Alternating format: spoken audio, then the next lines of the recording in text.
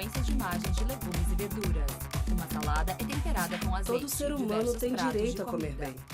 Mas esse direito não está chegando à mesa da maioria dos brasileiros. Milhões de famílias convivem com o medo de não ter o que comer no dia seguinte. A falta de dinheiro vai tirando do prato carne, frango, frutas e verduras. Muitos comem apenas uma vez ao dia. Outros não têm nada para dar aos filhos. Já são 33 milhões de pessoas passando fome. Isso num país que é um dos maiores produtores de alimentos do mundo. Fundo em tons de cinza, formas geométricas cinzas, amarelas, azuis e brancas se movimentam dinamicamente. Ao centro, em letras brancas e pretas, qual a questão de segurança alimentar? Meu nome é Antônia Maria Clarete dos Santos Silva. Todo mundo chama de Clarete, é costume Antônia já, né? Maria Clarete. Tenho 5 filhos, né? Moradora de Brasilândia, Antes de Distrito Federal. ter o acidente, eu trabalhava, né? Trabalhava fazendo os bicos. Eu recebo o Bolsa Família e o DF Social. Insegurança alimentar. Me ajuda bastante. Com o isqueiro, Clarete acende a chama da boca de um fogão. Com esse valor, como é que eu faço? Eu vou lá, compro arroz, o feijão, o óleo, que eu não consigo carregar, eles trazem, né? Aí eles entregam. Aí as outras coisinhas eu vou comprando tudo picado, porque como é mais caro, né? E vou fazendo uma manobra ali, comprando um pouco um canto, um pouco no outro, pra trazer pra ir, né? Ver se dá pra vencer o mês. Imagem aérea de uma cidade. Qualquer brasileiro em vulnerabilidade social tem direito a uma renda básica familiar. Fonte: Emenda Constitucional 114/2021. Em uma rua, há um caminho de água barrosa que percorre o local. Chove. Imagem de um local com vigas de madeira. No local, há diversas bicicletas. Ao centro, há uma cadeira. Em cima dela está uma caixa com diversas louças dentro. Teto com telhas quebradas. Uma goteira se forma. Meu nome é Sandra. Eu tenho 4 filhos. A mais velha tem 9 anos. E a mais nova tem 1 mês e pouco. Às vezes tem semana que é só arroz e feijão. Às vezes eu consigo comprar um frango, né, que dura mais, uns 3, 4 dias, e um pedacinho de carne. Sandra de Souza. Porque carne também tá um absurdo, né? Moradora da Estrutural, muito Distrito caro. Federal. Local de paredes brancas. Um homem caminha pelo corredor. Daniel Balaban, representante no Brasil do Programa Mundial de Alimentos, WFP ONU. O homem é Daniel. Em um escritório, ele se senta em uma cadeira. A questão é, por que o preço dos produtos aumentou ao longo do tempo no Brasil, se o Brasil continuou produzindo alimentos? É muito simples, o Brasil focou muito na questão da exportação de alimentos. Ambiente de paredes bege. Ao centro, em frente a uma janela com vista para a natureza, está uma mulher sentada em uma cadeira. Elisabetta Restini, presidente do CONSEA e docente da UNB. A questão de como nós produzimos alimento no Brasil hoje está relacionada à devastação ambiental, está relacionada à crise climática e também está relacionada à questão da pobreza e do não acesso aos alimentos. Nós estamos perdendo área, por exemplo, de produção de feijão, área de produção de arroz. Nós estamos produzindo basicamente grãos e commodities para o mercado exportador. E como o dólar ficou supervalorizado perante o real, ficou muito melhor para o produtor brasileiro, ele ganhou muito dinheiro exportando alimentos. Então 1 quilo de arroz, por exemplo, que é vendido, né, no exterior por X, né, é um preço justo perante o dólar. Quando você pega este mesmo preço e transforma em reais aqui no Brasil, ele fica muito supervalorizado, acima do poder aquisitivo da população. O componente alimentar tem uma presença importantíssima na inflação como um todo, e se você olhar só a inflação de alimentos, ela é maior do que a inflação geral. Ah, não é difícil, é triste, né? Porque dinheiro também não é fácil. E eu sei que todo mundo tem o direito de comer, né? De comer bem. Área externa da Fiocruz de Brasília. Painel de Atos Bucão. Entrada: Espaço Café, Ciência e Cultura. Fiocruz, Brasília. O conceito brasileiro de segurança alimentar é o direito de todas as pessoas ao acesso a alimentos de qualidade, em quantidade suficiente, respeitando a forma socialmente aceitável pesquisadora associada da Fiocruz, e também respeitando o meio ambiente na produção desses alimentos. A gente precisa retomar um processo de fortalecimento importante de quem produz a diversidade do nosso prato e quem produz essa diversidade com o menor impacto ambiental possível. Aí está a questão de focar na produção dos pequenos agricultores familiares. São eles que produzem 70% do que é consumido internamente. São frutas, verduras, legumes, o iogurte, o leite, o frango, tudo aquilo que a gente consome no dia a dia. Então, quanto mais eles produzirem, melhor será o preço de chegada desses produtos na mesa dos consumidores médios brasileiros, fazendo com que diminuam os preços. A questão de fruta e verdura, não dá para comprar, o dinheiro não dá. Mesmo a questão do grosso, não dá. É raro quando dá para comprar alguma coisinha assim, quando tá na promoção, sabe? Raro, raro, raro. Às vezes eu não consigo comprar uma manteiga direito, né? O leite. Às vezes eu não consigo comprar até a questão da minha alimentação mesmo, que eu tenho que estar usando o tipo de um adoçante, né? Aí, porque eu não posso usar açúcar por causa da minha diabetes. Né? Ou eu compro o meu ou eu compro o deles. Aí fica naquela. Eu compro mais para eles, né? Aí a minha alimentação mesmo tá igual a deles, normal. Aí vou vendo assim, né? Porque o dinheiro não dá para comprar uma alimentação mais saudável, né? O conceito de segurança alimentar, com esses dados que nós conhecemos, né, dos 33 milhões de pessoas que estão em situação de fome e mais da metade da nossa população com algum grau de insegurança, isso diz respeito a uma escala, né, de diagnóstico, onde é feito um conjunto de perguntas para as pessoas que são, no caso, responsáveis por aquele domicílio. Na insegurança leve, além da preocupação e da ansiedade que a instabilidade gera, também já começa a ter um comprometimento da qualidade da alimentação. A imagem percorre pelas prateleiras de uma geladeira. Há 2 potes e frutas Vamos supor, estragadas. eu compro uma batatinha, comendo 1 quilo, né? A gente bota duas, 3. Sandra de Pesa Souza, pra gente moradora da pesar, se Estrutural, tiver, tira Distrito uma, Federal. né? E vai revezando, né? Porque a verdura é muito importante também na alimentação. Eu acredito que é muito importante. A verdura, a fruta é muito importante. Mas às vezes não dá para comprar tudo, não. Às vezes, para comprar um, tem que tirar do outro, né? Do básico, né? E às vezes só dá para comprar mesmo mal básico. Cozinha. Clarete abre uma panela e mexe o alimento que está dentro. Caminha em direção à geladeira e a abre. Dentro há diversas garrafas com água e uma cartela de A ovos. gente vai comer ovo ou frango. Insegurança alimentar. Ou aquelas carnes de hambúrguer quando tá barata. Né? E às vezes a salsicha também quando tá Antônia barata, que Maria dá pra gente Clarete, comprar. moradora de Brasilândia, Porque tá tudo Distrito caro. Federal. O sobrepeso e obesidade é mais comum entre as pessoas mais pobres, né? Exatamente pela substituição de alimentos saudáveis por alimentos pouco saudáveis. Alimentos, por exemplo, in natura, por alimentos industrializados e ultraprocessados, porque são alimentos mais baratos. Frutas, verduras e carnes são até 4 vezes mais taxados que os alimentos ultraprocessados. Fonte ACT, Promoção de Saúde. Então as pessoas substituem os alimentos saudáveis, né, por alimentos ultraprocessados, que Ana Maria têm todos Segal, esses pesquisadora componentes que vão associada de afetar Fiocruz. a saúde das pessoas, desde produzir sobrepeso e obesidade, diabetes, hipertensão, como inclusive câncer, né? Aí se o problema dessa instabilidade não é resolvido, passa por uma situação, né, que é da insegurança alimentar moderada, em que a quantidade dos alimentos já começa a ser comprometida. Em geral, os adultos começam a comer menos, não fazem todas as refeições diárias, né? Mas já pode, inclusive, ter episódios de fome entre os adultos. Eu deixo de comer, às vezes só tem uma caixinha de leite, um cuscuz, um biscoito.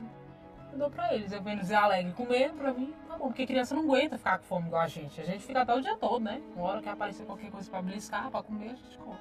E uma criança que vai ficar chorando, vai entender. Então eu pego e dou. Meus filhos ficam alegres. Tô ali de barriga vazia roncando, mas eles estão alegres, rindo. Tá bom demais pra mim. Porque, né? Não dá, velho. Vou fazer o quê? Passa por uma situação mais grave em que o alimento falta nos domicílios, né, nas casas, e aí, inclusive, as crianças e os adolescentes também são afetados pela falta de alimentos. Então, aí chega a uma situação em que toda a família passa por uma carência alimentar muito severa, né? E a fome está instalada nesses lares. Elizabeth Né? Se você olhar as presidente famílias do que têm Conselho e mulheres docente como da UNB. referência, são as famílias que têm maior probabilidade de estar nos piores níveis de insegurança alimentar. E se essa mulher é uma mulher negra, isso é uma situação ainda mais crítica. Outro aspecto que a pesquisa mostrou é que aquelas famílias que têm crianças menores de 10 anos também são famílias em situação de maior vulnerabilidade. Então, você tem uma confluência de desigualdades, vamos dizer assim, né? Você tem a confluência da desigualdade geracional, a questão de classe, de renda e a questão de raça. Sandra pega um bebê de um carrinho e coloca no colo. No caso, eu moro num barraco, né? Eu moro aqui num barraco, né? Enfim, graças a Deus eu tenho isso aqui, mas tá caindo nos pedaços, né? Hoje em dia eu não choro mais, eu tô dando chorar, porque tô dando rodão. Alaga tudo, entra lama pra dentro de casa, né? Porque eu moro na Santa Luzia, que não tem saneamento, né? Não tem esgoto, tudo era gambiarra, energia, água, tudo. A gente se vira como pode. É isso aí, mulher. Sandra de Souza, moradora da Estrutural, Distrito Federal. Essas são as dificuldades da vida, né? A fome, a dificuldade, a rotina de uma mãe, né? A gente tem uma desigualdade muito acentuada Ana Maria quando se Segal, compara a pesquisadora população associada da Fiocruz. geral brasileira com as populações tradicionais. Essas, historicamente, elas sofrem mais, né? O descaso, a ausência do Estado, né? No chão, há uma criança sentada. Ela possui pernas finas e a barriga inchada. Um grupo de crianças indígenas caminha em uma estrada de Quando chão. você mexe, né, com o ecossistema, você vai estar também interferindo na produção de alimentos daquelas comunidades, né, que vivem daquilo. Então as pessoas têm que entender a culpa, né, dos indígenas, dos quilombolas, os ribeirinhos passarem dificuldade, passarem fome, são daqueles que invadem o seu espaço Daniel e começam Balaban, a representante do atrapalhar Brasil o seu do Programa ecossistema. Mundial de Alimentos, Então eles estão WFP, acostumados à ONU. caça e à pesca. Se você destrói a caça e envenena os rios, como é que eles vão se alimentar? Cerca de 30% das crianças indígenas são afetadas por desnutrição crônica. Entre os Yanomami, o percentual supera 80%. Fonte: Unicef, Fiocruz, FUNAI e ISA. Tem pesquisas científicas mostrando que a fome na infância ela vai gerar doenças crônicas na vida adulta dessas crianças, né? Especialmente sobrepeso, obesidade, diabetes, né? Hipertensão. Nossos mecanismos biológicos são afetados até em nível de genes para o resto da vida, né? Por exemplo, as mulheres que engravidam, que tenham esses antecedentes, elas podem passar para a sua geração futura, né, para os seus filhos, condições que comprometem a saúde dessas crianças também. Mais de 1/3 das crianças brasileiras têm anemia, e a anemia é um fator importante para inibir o crescimento infantil. Nenhum alimento substituto do leite materno tem a qualidade do leite materno. Então, o aleitamento materno Insegurança é alimentar. fundamental de ser protegido, de ser promovido, de ser estimulado nessa fase de vida. Agora eu tenho minha pequena e não dá pra me trabalhar no momento, mas eu pretendo sim voltar a trabalhar, porque tá difícil, né, as coisas, né? 36% dos lares com chefes de família desempregados sofrem com a fome. Fonte: Rede Pensão, 2 Vigisan. Eu queria tanta oportunidade de poder estar trabalhando, assim, ter uma renda melhor, entendeu? Pra mim tá podendo dar uma alimentação melhor para meus filhos, que eu olho assim e falo, meu Deus, é só isso, né? E dá aquela tristeza. Antônia Maria Tem hora Claretti, que moradora de Dá Brasilândia, vontade Distrito nem Federal. de viver, né? Porque bate uma tristeza da gente que é mãe. Logo do WFP, Centro de Excelência contra a Fome. Bom dia a todos, todas. Nós conseguimos ter hoje toda uma tecnologia, nós falamos com qualquer parte do planeta, a qualquer instante, online. Nós temos nanotecnologia, nós temos drones, nós fazemos viagens ao espaço.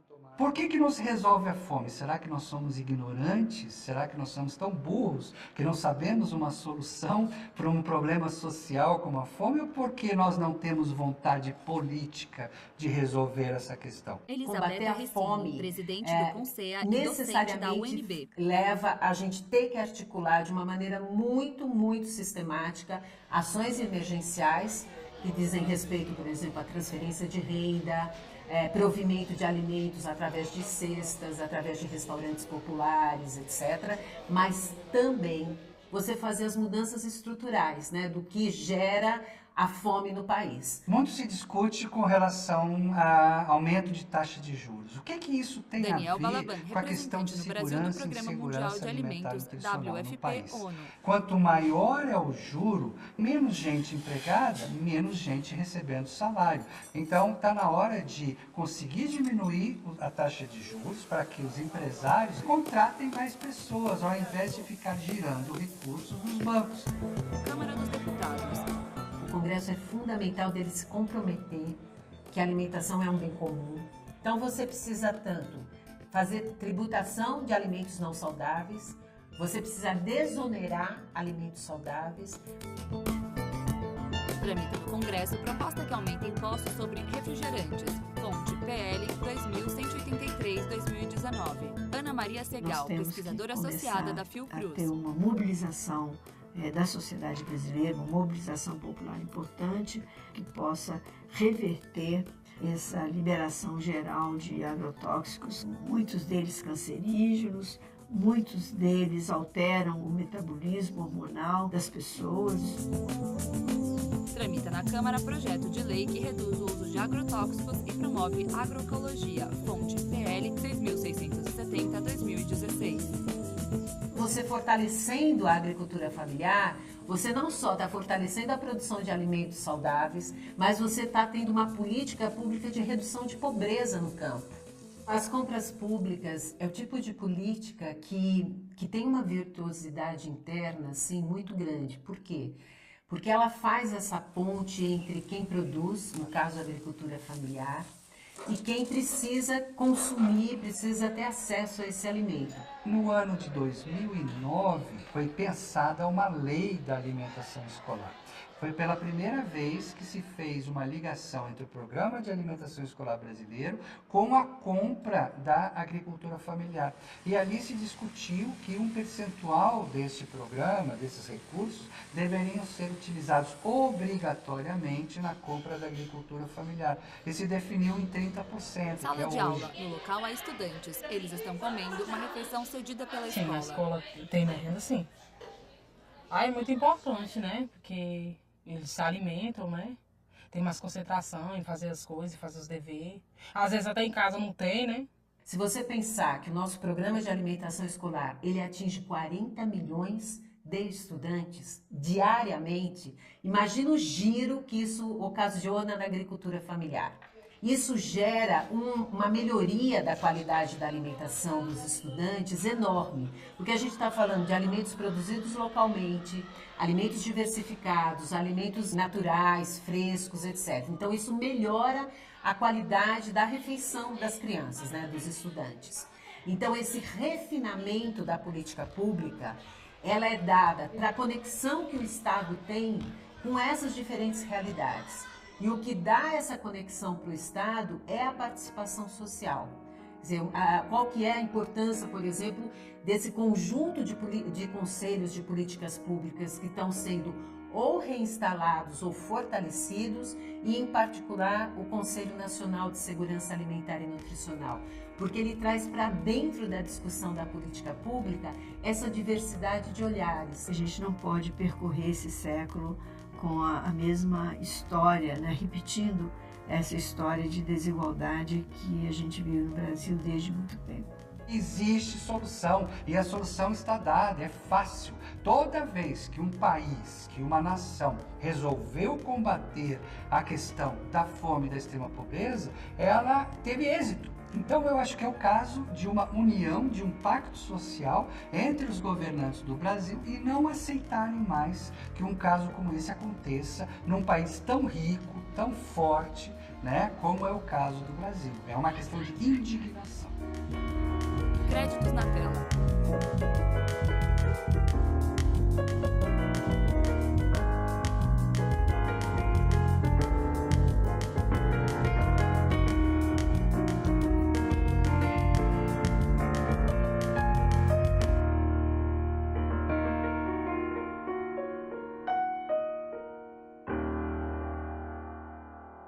Realização TV Câmara 2023.